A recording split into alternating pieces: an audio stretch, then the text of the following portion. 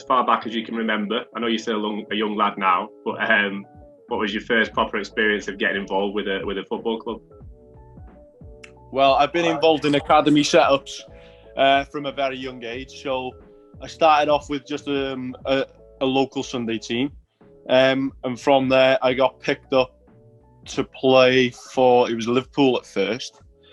So I was signed on properly at Liverpool from under-9s until the under-10 season. Then I got released from Liverpool. I went on trial to Blackburn and a few other clubs, a few local clubs like Wrexham and Chester, and I got picked up by Everton. And I was at Everton from under-10s till the end of under-14s, so 4 or 5 seasons there. And then from there, I was at Shrewsbury from 15s until the end of my scholarship. Didn't get a pro contract there, so obviously it was frustrating because I knew how hard it was to kind of get a pro deal with a full-time club after getting released from a team like Shrewsbury, sort of League One. The only really standard was to drop down. But what happened from there was I basically got asked to go in with Wolves under 23s because they needed a keeper for a tour to China. Yeah. So I went in there, trained with there. And unfortunately, after I trained for, say, a week or so, they called me and a few of the other lads into the office and said the tour was a 2001 tour, and we weren't eligible for it because we were 2000 lads. So I just thought, I didn't know whether this was some sort of setup for them to just pie me off sort of thing, but it wasn't, because after they came back, I was training throughout pre-season with them, whilst I was obviously still trying with other clubs, because obviously, I thought it was just training sort of thing with Wolves. So I was training with Bangor City in the Welsh system. I was going across a few Evo Stick clubs. I played a few games for Whitchurch, Old Port, just in the northwest counties. And basically, it didn't really materialise for one thing or another at Wolves. So I signed for Bangor City, who are currently and were at the time in the Cymru Alliance, 2nd Division Wales. But I didn't really get much game time there for one reason or another, because there's quite a lot of Italian lads there. But I enjoyed my experience at Bangor because it was my first team environment, and it's a big club in Wales. But it just didn't really happen for me there. So from there, I went to Whitchurch Old Port, who I was training with in pre-season just before. So I signed for them in January 2020. I had a couple of games under my belt there, 4 or 5 games, and then that's when COVID started. And then from there, it was just sort of keeping fit over the lockdown. And then after that, I got asked to go to Gibraltar with a team called PAFH Gibraltar. Yeah. I was buzzing with it, because obviously they said, I'd be first choice, and it's full-time training, and, obviously the lifestyle out there, it's a lovely place, Gibraltar. And obviously I was living in Spain, but, Gibraltar in general, because I was only 5 minutes walk from Gibraltar, lovely place. And, I really enjoyed my time out there. And unfortunately, for one reason or another, PAFH Gibraltar didn't really materialise as a club, and it kind of went to pot a little bit. We'll just say no more on that. And I had a couple of things in the pipeline to stay in Gibraltar, but I've decided to stay at home just because of the situation. Yeah, being so delicate, and obviously with people getting sick, and just family members and money, and just I thought it would be a better option for me to sort of stay at home and stay local. Yeah. And that takes me to where I am today, basically. I've crammed quite a lot in, but yeah. Yeah, no, good recap. So we'll break down each little bit. So obviously, when you were young, having the chance at Liverpool and then Everton and stuff, what was it like at that age? It must have been a bit mad. Obviously, joining massive clubs, and I imagine going to the training ground facilities, and what sort of goalkeeper coaches did you have? Was it a bit of an eye-opener? Yeah. So, well, at Liverpool, obviously, and Everton, both the one of the best facilities in the UK, as you probably know. And obviously, I had the goalkeeper coaches at Liverpool was a guy called Mark Morris, who's still there now, and a guy called John Achterberg, who's the first team keeper coach there. Yeah. And at Everton, I got treated really well as well. You know, I got player of this season in my first season. Obviously, it was only under 10s, I know, but still an achievement at the time, and I was obviously buzzing with it. And I had a good couple of seasons there, but unfortunately, really 13s and 14s, the honest truth was I wasn't really to the standard anymore, because I just didn't grow. I didn't grow. But it was funny because when they released me, I was only about 5'5", and obviously for a keeper that age, they're looking for him even at 14. You know, the demand and the standard is, you know, and the requirement is 6 foot at least, even at 14s. But there is obviously lads that are that size at 14 who blossom really quickly in terms of their physical development. But I unfortunately didn't. But when I left, I must have grown about 6 inches. I wasn't far off 6 foot within about 6 months. So Really? it's just timing and all that, you know. But from there, I was at Shrewsbury, and I had a good couple of breakthroughs there. When I'd first got there, so there's a guy called Ian Dawes was the gaffer of the under 18s, and now he's at Tranmere Rovers now, assistant gaffer there. And he gave me an opportunity with the 18s to just come and train. And, you know, I was doing day release, but he wanted me to come in and train with the 18s more regularly. So I was only in school for about 3 days a week, and I was doing 2 full days at Shrewsbury. And I got a breakthrough at Shrewsbury under 15s because I played just a couple of friendlies for the 18s, only 2 or 3. And then when I stepped up to under 16s, I did quite well. And they thought I was ready for under 18s football. There was a couple injuries with the 18s keepers. And I stepped up and I did really well. And I held my place pretty much roughly all season and got a good couple of games and a solid season under my belt, which I thought put me in good stead for my scholarship then, because obviously I signed my scholarship when I was playing well for the 18s, etc. But unfortunately, game time was hard in my first year of my scholarship because there was a second-year keeper, and he was doing well, to be fair, at the time. And, you know, he's training with the first team, and to be fair to him, he's still at Shrewsbury now. He's doing well. I went out on loan for a couple of games to a team in the Midlands Premier League called Shrewsbury.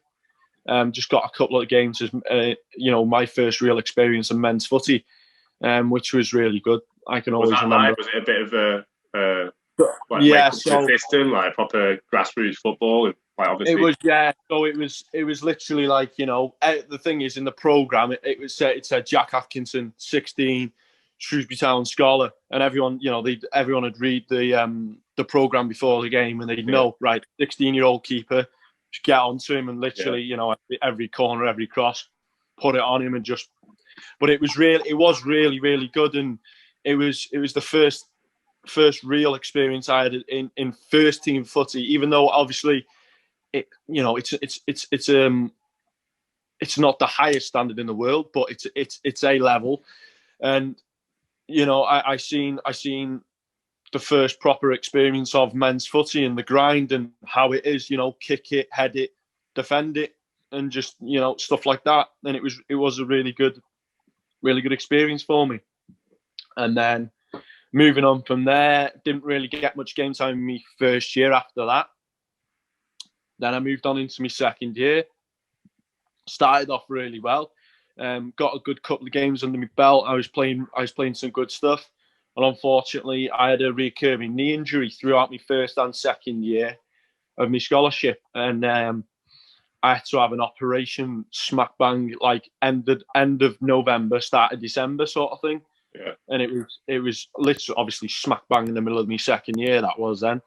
And that finished me off at Shrewsbury, really, because obviously they couldn't really make a proper decision on me, because I hadn't really played many games in my first year. In my second year, I was injured, but the games I did play, I thought I played relatively well, but it was just again, it was timing. It was just wasn't on my side, unfortunately. But I got some valuable experience from that. In my first year, mainly really, my first year, I trained a lot with a couple of times with the first team, and Dean Henderson was on loan at Shrewsbury at the time. Oh, yeah. Obviously, he's United now, but he was on loan from United, and he was someone I really looked up to, and another guy called Craig McGivlery, who's I think he's still on Portsmouth. Yeah. Another really, really good keeper, and obviously there was two pros there in Callum Burton and Sean Rowley, who are both still obviously in the game. Both, I think Cal's still playing in the league, and Sean's at Matlock Town in the Evo Stick. So these lads, lads I looked up to, and I really appreciated the experiences they gave me. So yeah. Was that the year that Shrewsbury got to the playoff final as well? Was it? That's right. Yeah. When he went to Wembley twice with Paul Hurst.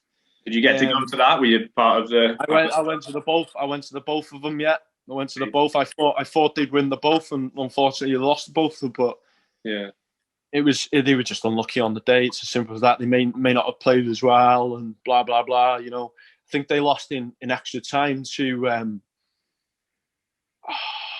in the playoff final. Who were they playing? They were playing one of the Manchester teams. It was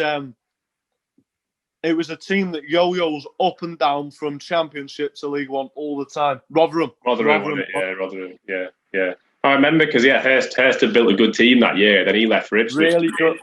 And a lot of the teams just disbanded, and they haven't really got back up to those heights since. No, they haven't really. But it was, it was at Shrewsbury. Obviously as a 15 and a 16. Obviously, I'd seen them as really just. The sort of aim as a club was sort of just survival in League One. Yeah. But then, as a first year, I was thinking, what, they might get a championship here. And, I thought obviously that'd have been good for the academy and whatnot. But it just wasn't meant to be, unfortunately. But it was a nice experience to go and watch them and that. And it was nice, obviously, to have the opportunities with the first team when they aroused for myself, which was rare, I'll be honest. But when they did arouse, I was there and I enjoyed it. Yeah. So did you take part in a few training sessions then, like helping out Dean Henderson and McGivlery and stuff like that? And yeah. Well, obviously, I was doing that, and I was involved with obviously the outfielders as well. Just doing like shooting drills and stuff like that. So it was when I look back on it, it is nice to look, and think back like, oh yeah, I'll see these lads on TV. Oh, I played with him, I trained with him, sort of thing. Like, especially with like players like Ben Godfrey, Norwich and obviously Dino, and there is a couple others as well that you see popping up now and again. Especially the Ipswich lads that went from Shrewsbury to Ipswich. So. Yeah. Fair enough. So obviously your injury was a massive, curtailed your plans for that season, really. Was it tough mentally as well as physically at that stage of your career? Obviously you want to just be as fit and play as much as possible. It was frustrating. It was very frustrating. But at the time, I knew I needed an operation. I knew it was going to happen at some point because there was just literally like mechanical failures in my knee and stuff. Really? And it was going wrong all the time. Was it like a challenge that caused it, or was it just come out of the blue for you? Or? No, it had happened. So it was happening when I was like 15 and 16. Basically, my leg was locking up. It was a torn meniscus. It was. Yeah.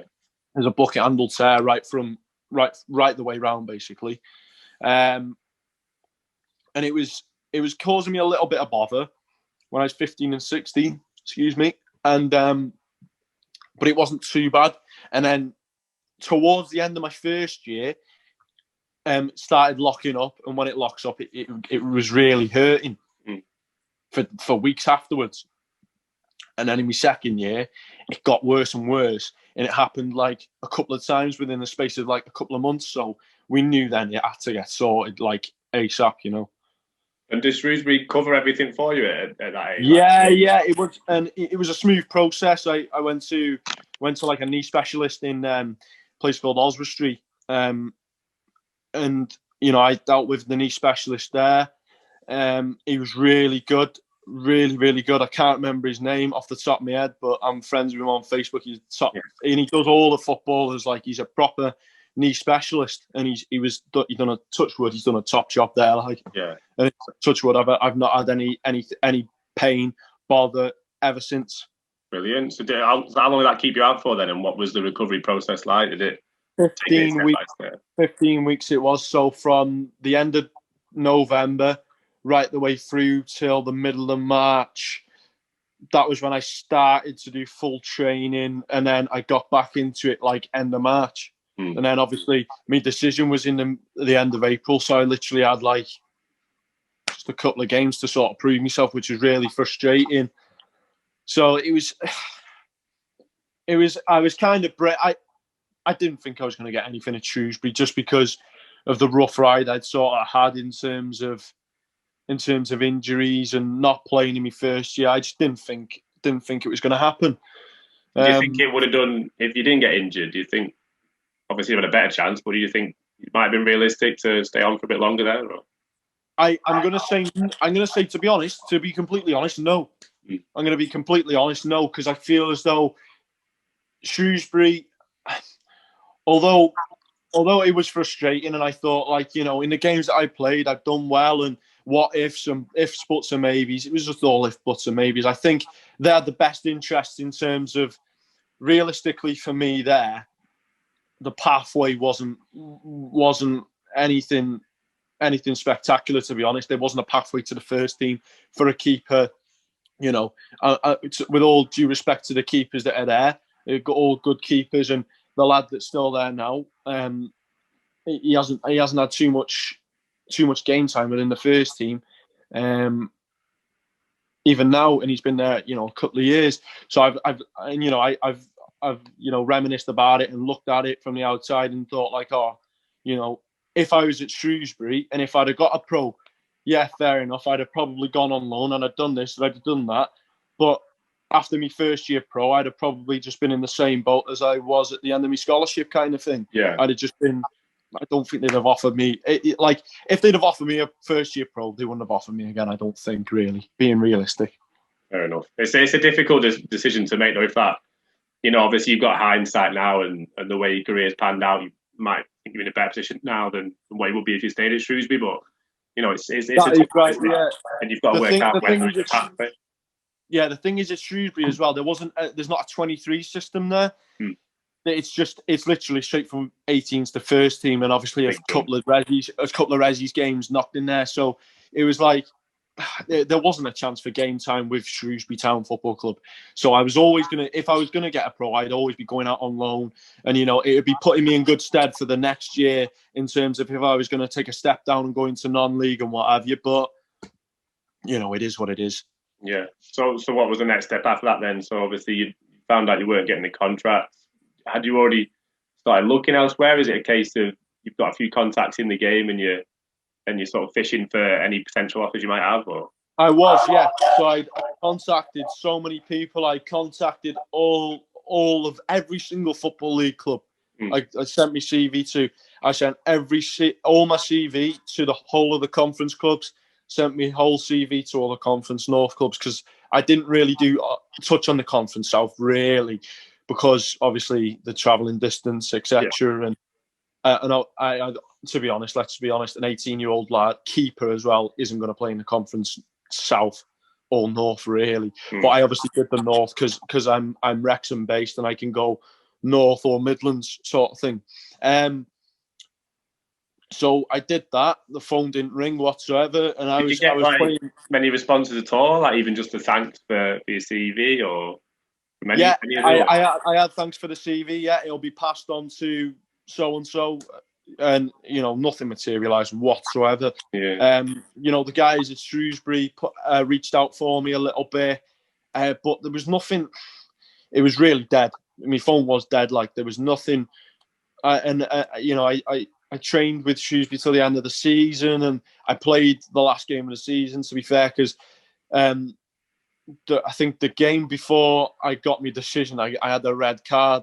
Oh, An really? absolute nightmare. Yeah, I was just thinking, oh no, it couldn't have gone any worse. So yeah, but look, to be fair, that I messaged the gaffer and just said, listen, is it okay if I just play the last game of the season? And would that be okay, even if I got a half? You know, Hmm. he said, yeah, you can play the full game. Of course you can. What was the red card for? Was it deserve it? Or... Don't mention it. But it was a weird one, to be fair. Yeah. Let's put on another day I don't get a red for it. And it's the other lad that got involved got a red as well. All right. Basically what happened, he scored. I went to get the ball because it was 2-0 to us and they made it 2-1. Bury it was against Bury, right? So I got the ball out the net and this lad pushed me into the post and I dropped the ball. So I chased him and like pulled him back and squared up to him and he headbutted me. Really? And then obviously you can imagine everyone running over The linesmen. scuffle, yeah. I was on the floor, like wasn't rolling about or anything. I just looked at the ref. I was like, "You seen that, didn't you?" So he pulled the red out for me and pulled the red out for him. I was thinking, "Oh no." So it was just frustrating. But the thing is, it wasn't as if we could contest it because it's seen as violent conduct. Obviously, if I'm dragging him back and like, yeah, it's nothing I could contest. Whereas if like, you know, if I'd have just pushed him or something and he comes up and headbutted me, it'd have been different. But anyway, it is what it is. But after I got released from Shrewsbury, I was just, you know, sort of keeping fit. I was training with a couple of clubs here and there. I was going to local clubs, and I was playing cricket in the summer, right? No, just in the spring it was. And this is when I got a call from my goalkeeper coach at Shrewsbury.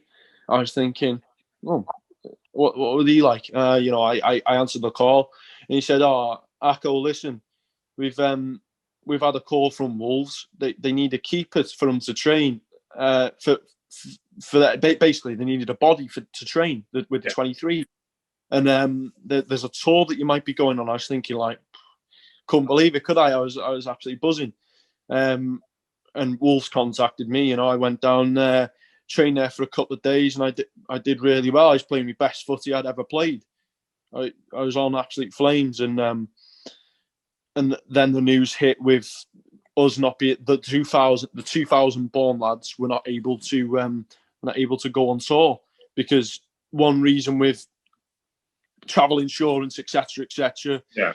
Blah blah blah blah. So were you under 18 at this stage then, or were you? So I was just finished my 18s, going into under 19s. Yeah, so I was just in between. It was obviously sort of just the end of the season, start of pre-season, and then I was training mixed with the under 23s at Wolves, training with the 18s sometimes, and training with like a sort of branded Group 3, which are like a sort of group that don't train with the 23s, they don't train with the first team. They're sort of like a sort of in between thing.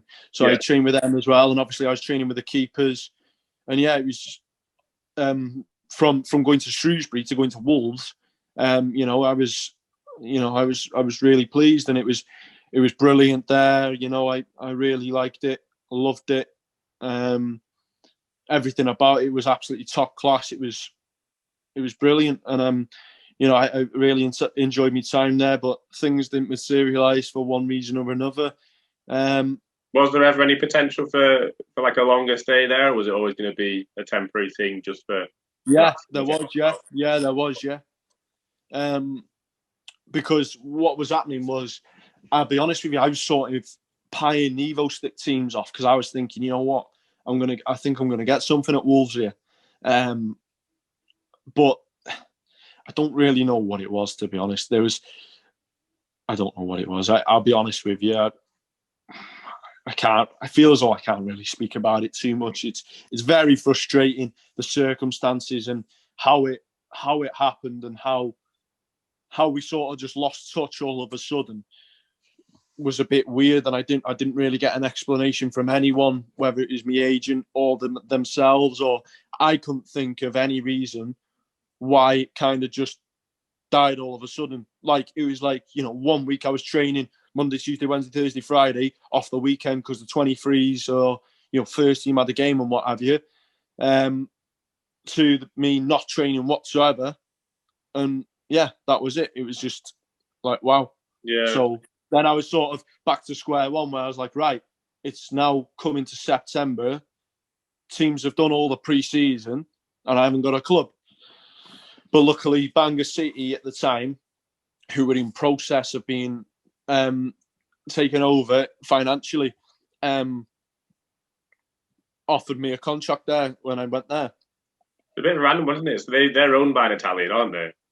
That's right, yeah. So like, do you know a bit about them, do you? Yeah, was it one of the players' dads or something at the time? That's correct. Yeah, that's right. Yeah, you've done your research. So yeah. His name's Francesco Serafino. A nice guy. What it was, I went to Bangor City on the basis that I thought I was going to play full-time first-team football. And unfortunately, it didn't really happen like that because my international clearance took so long. So it took 5.5 weeks to come through for my clearance. So I signed like the 2nd of September, say. I think it might say on my transfer market I signed on like the 2nd. Yeah. And I must have waited till the middle of October for me international clearance. It took so long. And there was no real explanation as to why. There was something like, there was confusion between myself and another Jack Atkinson, who was a goalkeeper who plays for Bradford Park Avenue, and it was a right mess. And they've I'm sure they've done exactly the same thing as well. So someone else down the line this was it, right? So as I've just signed for Prestatyn now, I've been looking at a write-up, and it said, 21-year-old Jack Atkinson, which isn't me. I'm not 21, I'm 20. Yeah. They're on about the other keeper, but they've mixed our two sort of profiles together, signed for Prestatyn and played for Bradford Park Avenue. I'm thinking, I'm reading this one. No, I haven't. So it was frustrating with that. I only played 2 or 3 games for the first team. I did well in 2 of the games. I didn't do well in the other one. We had a tough cup game away in Nevin, right? So obviously sort of picture the scene. We've got 9 Italians and say myself, the only Welsh lad, and 1 English lad at the back, Tomo. So we've got these lads, and it was a rainy day. We get to Nevin, right? So bear in mind, Nevin is right West Wales, Northwest Wales. It's right over. Yeah. Like almost like a holiday destination. And it's even like an hour and a half that way from Bangor.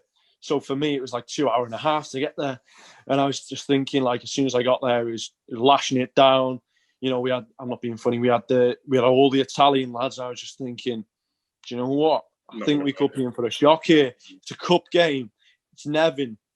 Like the pitch, I stepped onto the pitch. I thought, wow, this has got to be called off. The ref was like, no, them and yow, it's all good. I was like, oh no. Right, okay. So obviously warmed up, all good.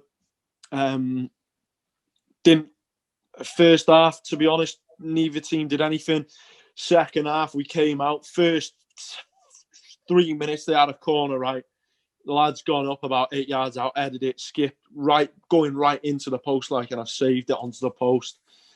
And then, luckily, we got the win 2-0. Yeah. Which I honestly, I was thinking, it was always in the back of your mind, just, I'm not being funny, with respect to the Italians. I'm thinking 23 Italians on a cold day in Wales. Yeah. Do they really want it? But to be fair, they were good on the day.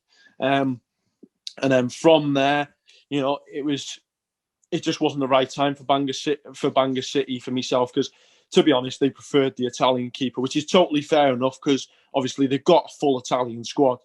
And with the rules in Wales, it's not as if you have to have a certain amount of homegrown players in the team. It's just, you can have what you want. And there was pretty much 11 Italians, which I totally respected at the end of the day.